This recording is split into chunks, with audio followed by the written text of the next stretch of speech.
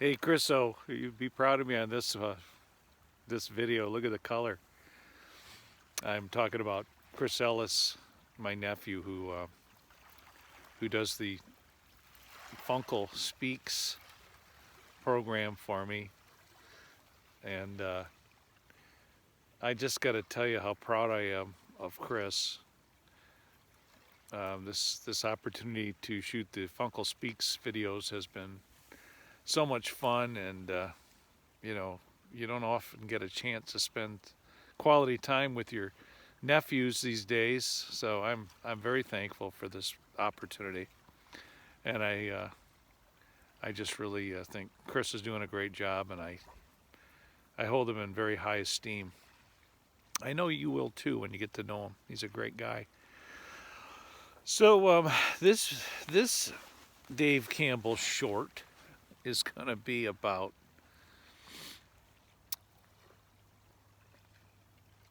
this one is going to be fascinating because I've told the pastors, a few of the pastors I know, and I've been working on some really great minds, and I'm not belittling any pastors. I know how hard change is. It's difficult because we master our programs and our rhetoric, and we're in our groove, and we're working toward a retirement, and then someone comes along with an idea that's kind of shocking. And I just seem to be blessed with all kinds of ideas like that. My whole life I've always been bold to share, and I never point out a problem unless I can give a solution. Or maybe I did when I was younger and bullheaded, but I always share the solutions now, and I have some good solutions. So here's what I'm going to introduce after that long introduction. I'm going to introduce this program to you. Now, I loosely call this regeneration model. Actually, I formally call it regeneration model, but it's not even loosely based. You're going to think it's loosely based, but it's not loosely based on Jesus' command, love your neighbor as yourself. But there are a lot of interesting gospel prophecies that Jesus states. We don't often think of Jesus as a prophet, but he is definitely stated to be an apostle, which is a sort of prophet, a teaching prophet. But anyway, the prophets talk about Jesus regularly, and they hide Jesus's story in a lot of interesting doom and gloom, apocalyptic, strange stories. I don't know if you've ever read Judges or haven't read it lately, but oh my goodness, that's probably one of the strangest books.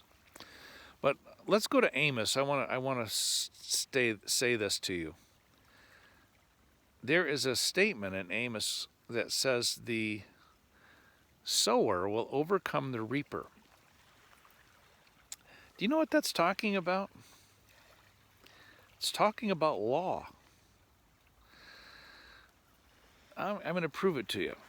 Law is a good and a bad thing.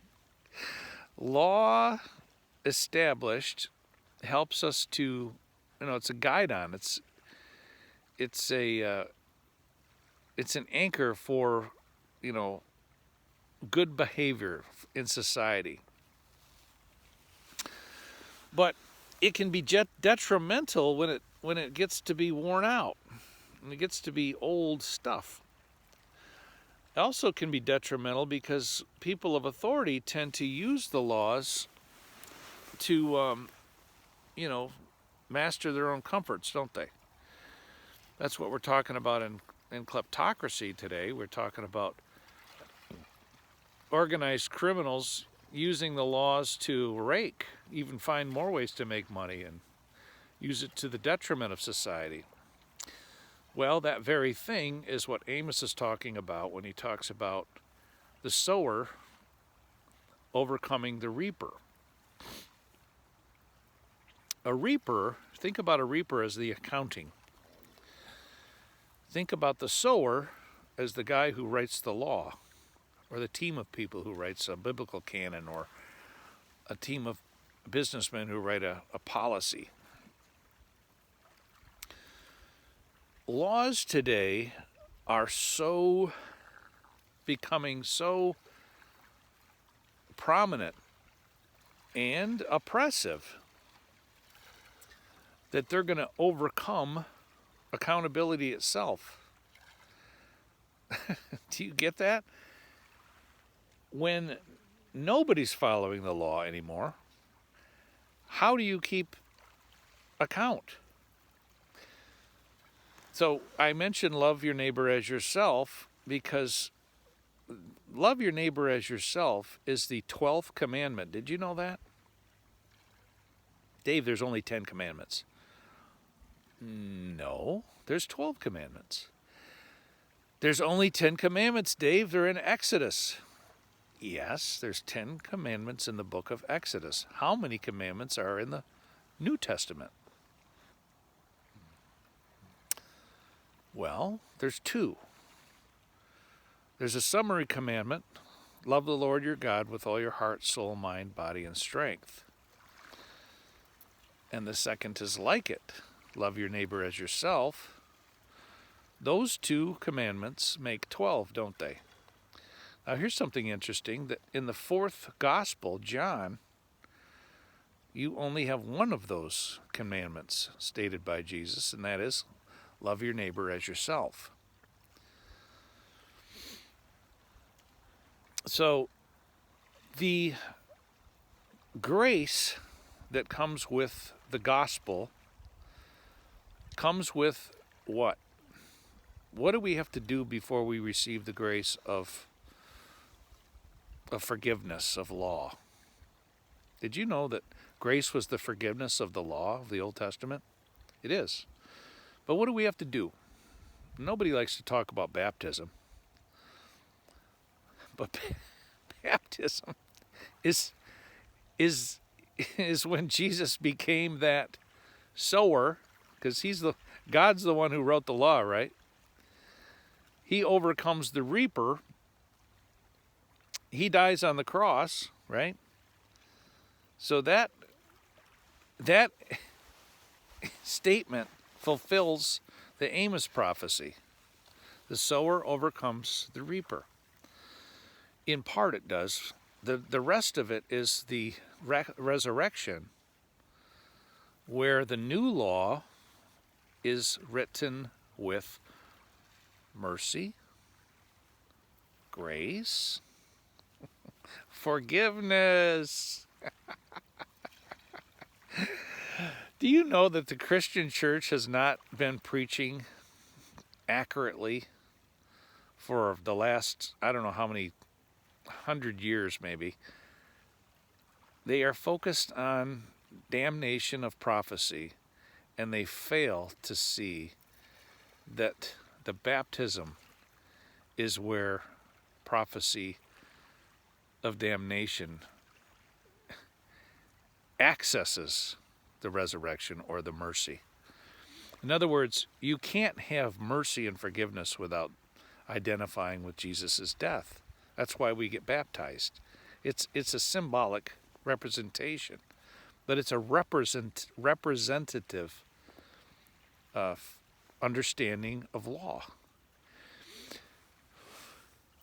What I'm saying right now to the church all over the world, and especially our pastors here in the United States, right away, you've got to start preaching that the baptism is the apocalypse. It's the end of the human race. It's the end of the human race. The revelation and all the apocalyptic prophecies talk about the awareness of the human race finally understanding how to weave grace, mercy, and forgiveness, repentance, grace, forgiveness, and mercy into their law writing. That's kind of a new thought, isn't it? Well, I told you I was going to bring you something different, and I am. But the Bible has been there all this time. The stages of understanding are represented many, many ways in the apocalyptic language. In Daniel, you have the 4 beasts. You have the 4 horsemen in the Revelation. You have the 7 candlesticks. Well, Dave, that's 7. That's not 4. Well, they're gates of understanding. I'm going to break that all down in another video, but when mankind gets to the stage of realizing that good and evil are a construct of righteousness, and that the Antichrist is within, just as much as the Christ is within, we're finally getting to that 4th kingdom.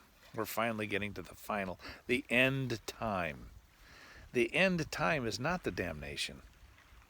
It's the infinity. It's the infinity that you gain when you gain the ability to weave mercy and grace into your law writing.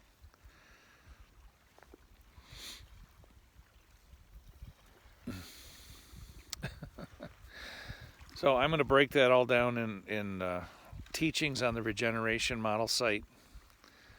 But we can talk for hours and ad nauseum about the scriptural backing for interpreting apocalyptic literature in the context of stages and not finality. Stages of human development, stages of law writing, stages of human society. The end time, Jesus said it best. He said, the time is at hand. It's at hand. It's the knowledge of Jesus himself. It's the divinity model. It's a bestial divinity. I don't know if I just coined a new phrase. Bestial divinity. But that's when a sack of dirt like me gets a spark of God in the eye and the heart, right? And then you realize you have a planet to share. If you have a planet to share, then you got to start to care for your neighbor. So that's one of the things we're going to bring in the regeneration model, is a theological understanding of interpretation of the end times. And we literally are in heaven on earth as we sit here. And the more we get advanced in our understanding of the human body, and the DNA, I think specifically, the longer our lifespan is going to be, and the more we reduce the stress that the oppression of man's laws puts on the human body and mind. For goodness sakes, you can't even look at yourself in the modern context without putting yourself in a category that you got to climb out of from someone else's judgments. No, we're going to liberate the human person. The value of the human person goes sky high with this campaign.